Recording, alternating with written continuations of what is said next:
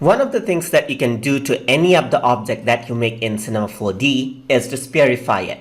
So to Spherify it, I'm going to grab in any object right here. So let me just bring in something like a pyramid right over here. So you can see that I got pyramid right over here. So let me just enable its divisions. So I'm going to press NV so that I can see the divisions, and I'm going to increase the number of divisions of this object right here. So I'm going to go on to the pyramid. I'm going to go over here onto the object, and I'm going to increase its segments just like that. I need quite a number of segments in order for the Spherify to work. So once that's done, I'm going to go over here, and then I'm going to go over on to Spherify just like this. So let me go on to Spherify, and I'm going to drag in the pyramid, not the pyramid, but Spherify onto the pyramid right here. And you can see that the Spherify actually takes place effect just like that. So if I were to move the pyramid right over here, the Spherify effect actually takes place just like that. So I can increase the radius right here or decrease the radius. You can see that the Spherify actually takes place accordingly, and you can change the strength right over here to make it more spherical, as you can see. So pyramid is more spherical right now, and you can decrease the spherical element right over here. You can click on fit to parent, and that will make it a perfect sphere just like this, and you can work around with this just like that.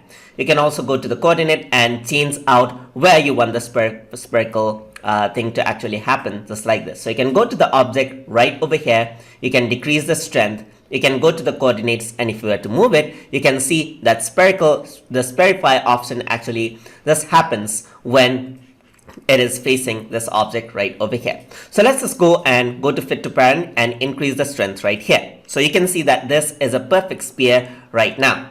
But you can also apply fall off to this as in any deformer object. So I'm going to go into fall off, and over here I'm going to add in a box field right over here. So now I can work around with the box field, and you can see that you can just let only some of the area work around with the Spherify object. So you can go over here and work around with this. So you can go around over here and drag it around, and you can see that that is how Spherify works. So you can make it enlarge it out right here.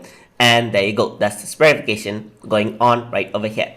So you can really animate this as well according to how you like it. So I'm just gonna delete the box field so I can go on to the Spherify and then animate the strength over here just like this. So I'm gonna go over here onto the beginning. I'm gonna add in a keyframe right over here, and then let's say around 30 frames I want the strength to actually come down. I'm gonna add in another keyframe right over here. So I can see that I have an animation just like this. So from sphere to the pyramid right over here, and I can do back to sphere just like this. So I can do back to sphere and add a keyframe. So here's a little bit of an animation going on right over here with the Spherify tool right there. So you can do this with any object.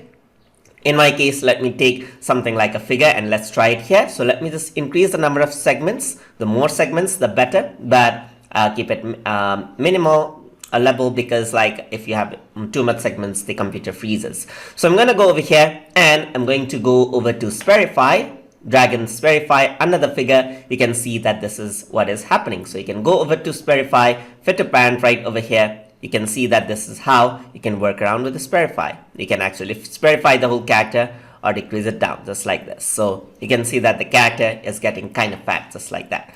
So you can go over here into coordinates, and this is how you can work around with the Spherify, and that really brings out a cool effect as well, as you can see right there. So that is how you can work around with the Spherify deformer inside of Cinema 4D. Hope you guys learned something as always, and as always, please like, comment, share, and subscribe.